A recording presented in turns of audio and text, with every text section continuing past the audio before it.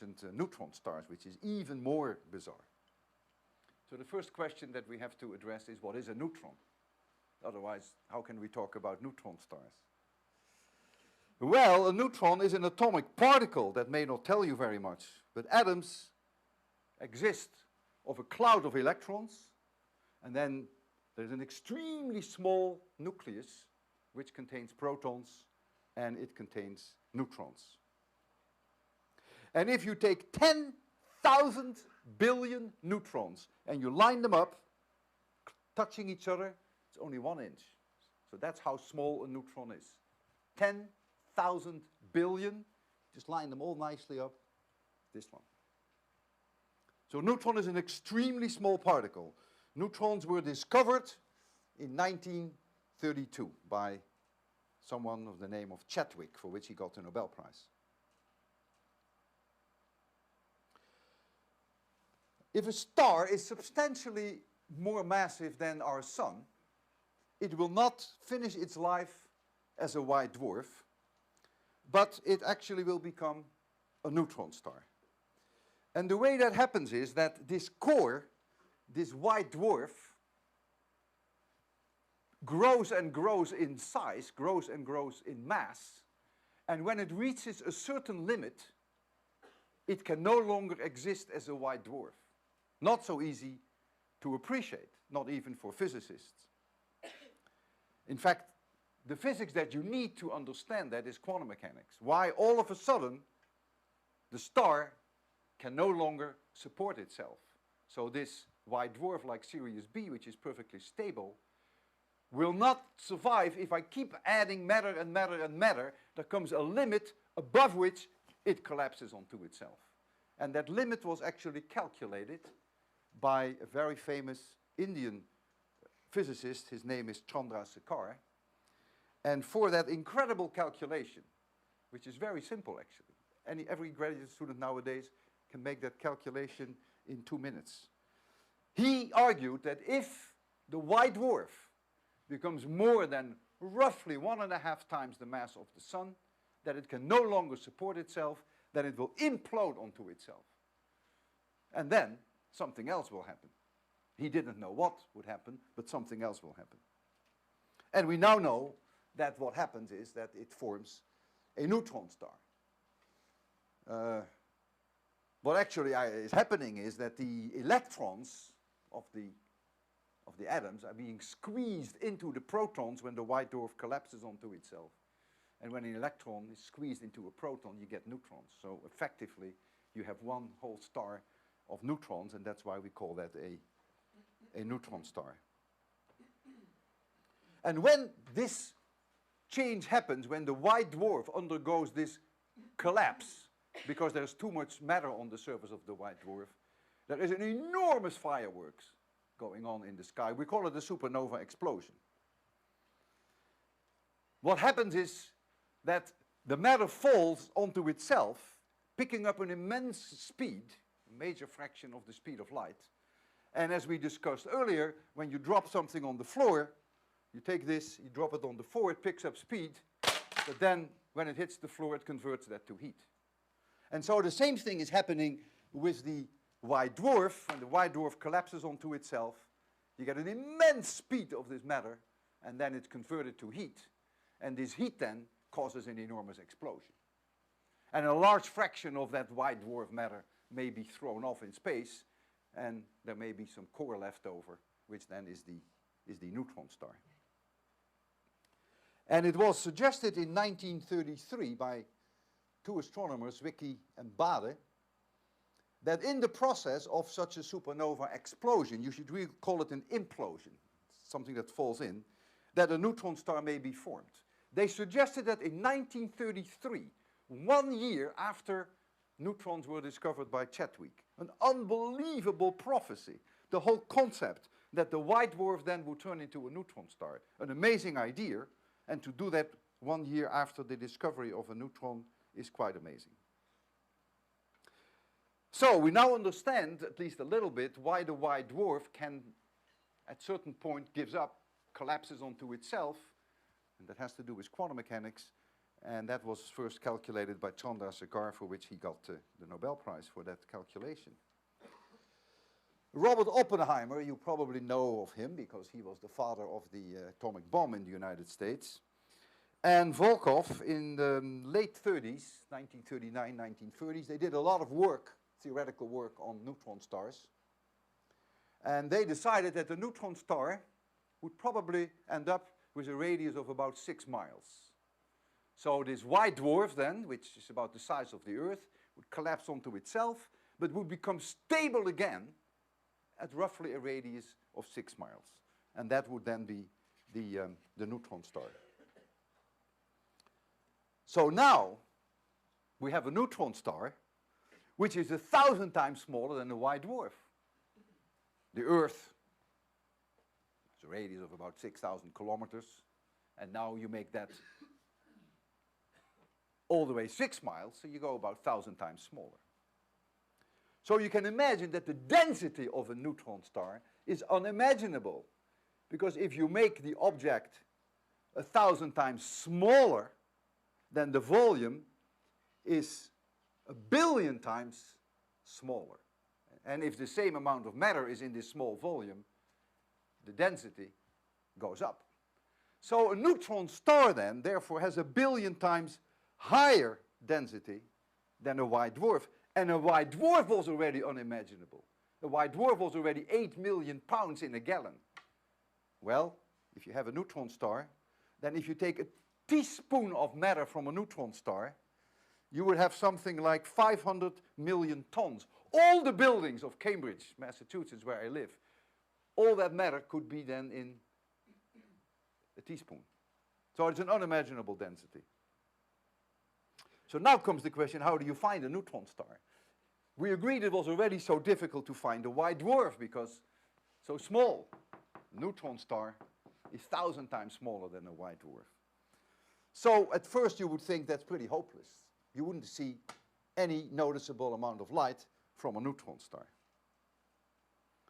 So if you compare, for instance, the sun with a neutron star, and you assume that they both have the same temperature, I do that to make it easy, so that the T⁴ is the same for both systems, then the neutron star would be 10 billion times fainter than the sun because of this smaller radius. 10 billion times fainter. So your chances of finding one are not very good. Unless the neutron star is very close, really very close to Earth. So how now were they discovered? They were discovered by a young lady. Her name is Jocelyn Bell. Jocelyn Bell did her graduate student work in Cambridge, England. And she worked, her supervisor was Anthony Hewish. And in 1967, when Anthony Hewish had built a new radio telescope, and Jocelyn was checking every day the results, the measurements with that radio telescope, she noticed one day that a radio signal was received by this radio telescope, which was a signal with pulses. Every 1.3 seconds, there was a little blip in the radios, pulsed in the radio. A weird thing, never been seen before. Radio emission, there are a lot of sources in the sky that emit radio emission, including the sun, but never every 1.3 seconds a little blip. So she discussed it with her supervisor, Anthony, and they said, well, this is of course the discovery of the century, because this must be intelligent life. Because who on earth, no pun implied, would send every 1.3 seconds a signal in radio to the Earth, right? So there must be intelligent people. And so they called this object Little Green Man. And they kept it extremely secret. And there's a good reason for that, because now you have the first contact with intelligent life outside the Earth, with immensely important consequences. So they kept it very secret, and they worked very hard on it, and they tried to do everything possible to convince themselves that it wasn't really something that came from outer space, but that it was produced locally. Maybe an elevator in a building somewhere, maybe in the next town, maybe a motorcycle. And it took them months to convince themselves that it was not made by man, that it was not something that came from the Earth, but it really was something that happened out there in space.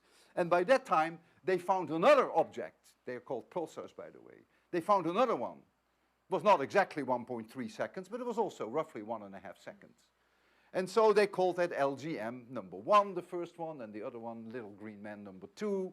And then by the time that the third one was found, they gave up on the Little Green Man idea, and they published the stuff in 1968 in Nature, that is a journal, and they didn't call it Little Green Man anymore because they realized that it was unlikely that there would be 3 civilizations doing sort of the same thing to Earth. So they recognized that it was something else. And they suggest in their paper that there could be white dwarfs. They thought of pulsations of white dwarf. And they also mentioned neutron stars as a possibility, pulsations. Now, how the radio emission came out of a pulsating neutron star, that wasn't very clear, but at least they mentioned the word neutron star. And it was that same year that Tommy Gold from Cornell University convincingly demonstrated that what this must be is a neutron star which is actually rotating. And that the 1.3 seconds tells you the time in which the neutron star rotates around. And I will get back to that a little later. If you take the sun and you collapse the sun, all the matter of the sun, into an object which is only 6 miles across, like a neutron star, if you did that, then that core, that neutron star core, will rotate extremely fast, even though the sun doesn't rotate so fast. The sun only goes around in about 25 days. You don't see that because there's nothing on the sun that you can recognize. But if you would look at solar sunspots, if you did that, you could see that the sunspots move from day to day, and they go around in 25 days. If you take that whole sun and you collapsed it to something that is 6 miles across, then it would spin so fast in about 1/1000th of a second. And why it does that, you have to ask your physics teacher. We call that the conservation of angular momentum. Just accept it for now, but you've all seen beautiful women on the ice which are skating, and then they rotate, and then they pull their arms in. And when they pull their arms in, they go faster, and then they pull their arms out, they go slower, and then they pull the arms in and they go faster. That's the same phenomenon. It's exactly the same. It is because of this strange conservation of angular momentum. And for those of you who have had some physics, you will be able to understand that a little better.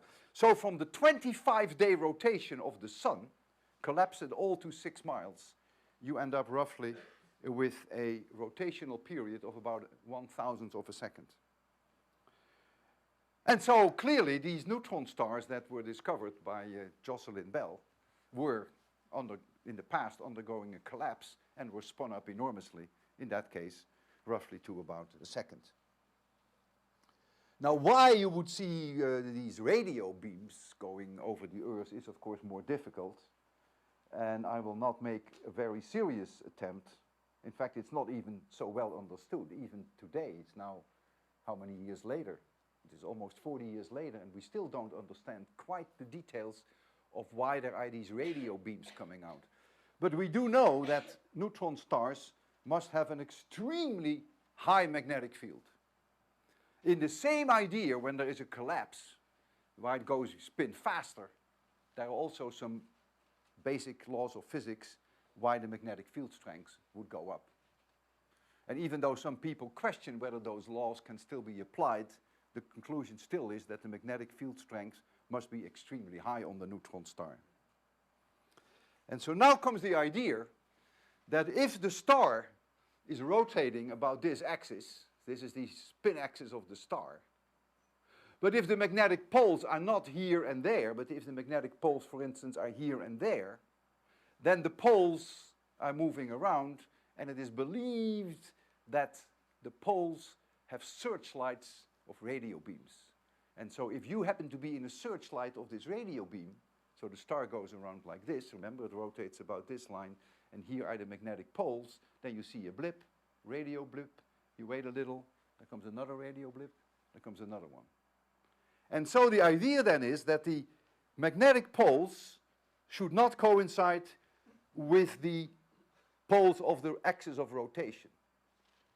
So now you will say, well, that's very artificial. I mean, why does it have to be so complicated? That's not artificial at all. You cannot name one planet for which that is not the case.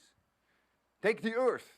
The geographic North Pole does not coincide with our magnetic pole. Our magnetic pole is somewhere in Canada, and the geographic North Pole is at the North Pole. And they're not the same. There's a substantial difference. And that's the case with almost all planets, with one exception. And I'm not going to mention which one that is. So in all cases, the magnetic poles do not coincide with the axis of rotation. So it's not at all artificial to assume that that also would be the case for neutron stars. So a neutron star is really like a lighthouse. So I want to show you some slides which may make it a little easier to appreciate this formation of a neutron star, which then we believe, at least it was already believed in 1933, is the result of a supernova explosion, which really should be called maybe implosion. So the first slide that I'm going to show you is a supernova. Oh no, the first slide I'm going to show you, no, is Sirius B. Oh, how could I have forgotten that? And how can I turn all these lights off? Oh, yeah, I do this way. Dark enough, yeah. Here you see Sirius B. I forgot to show you that. I don't have to ask you which the faint star is, do I? So this is Sirius A, and this is Sirius B. This is 10,000 times fainter than Sirius A. And you may always have wondered why we call these objects in the sky, why we call them stars. Now you know why. You see? It's a star. Physics is simple.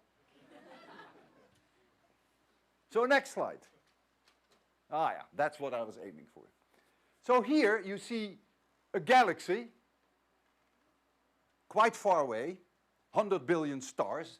You only see this little fuzzy patch, which is the result of all these 100 billion stars together. And in that galaxy here is a supernova explosion. That star belongs to this galaxy.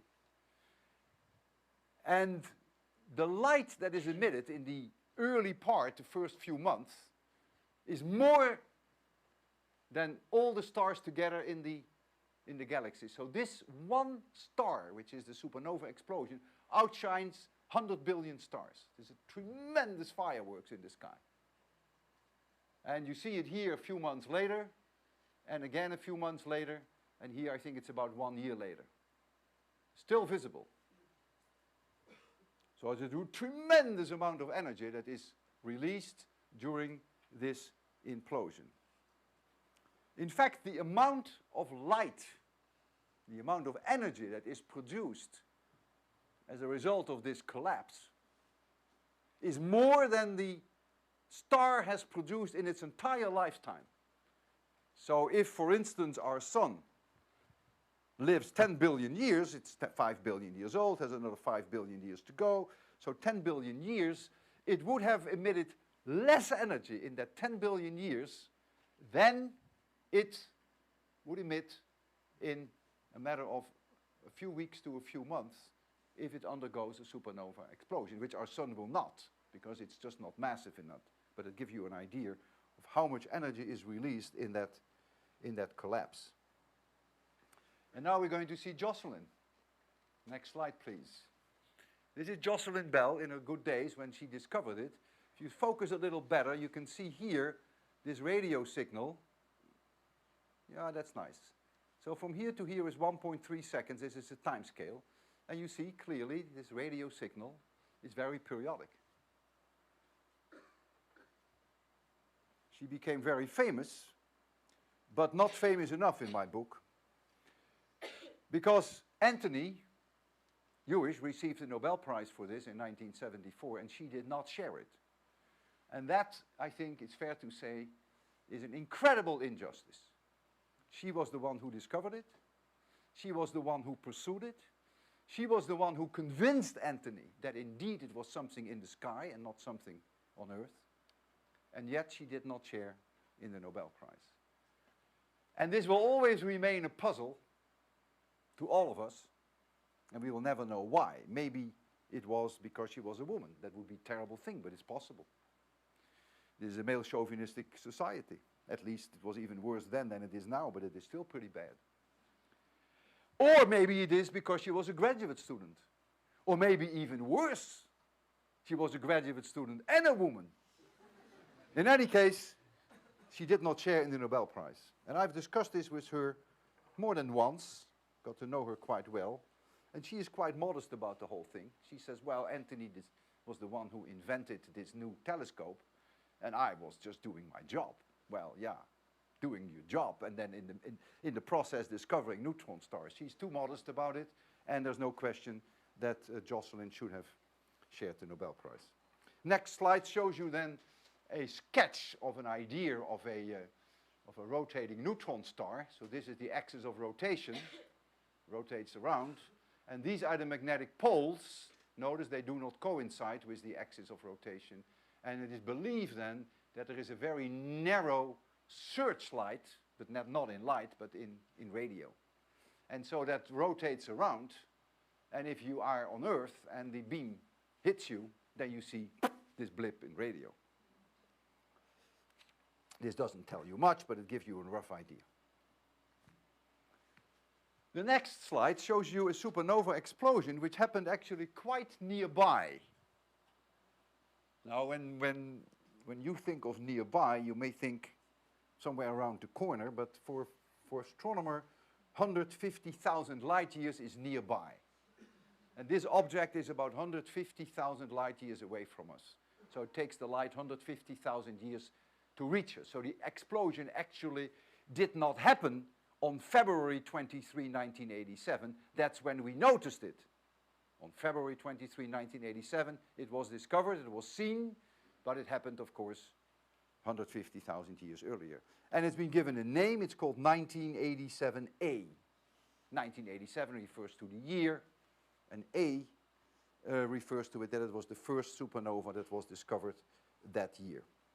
And believe me, the number of papers that have been written on 1987A is probably more than 2,000 or 3,000 ever since then.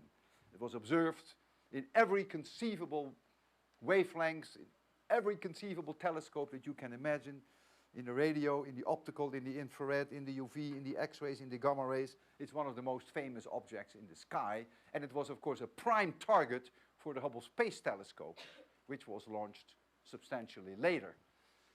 And so here you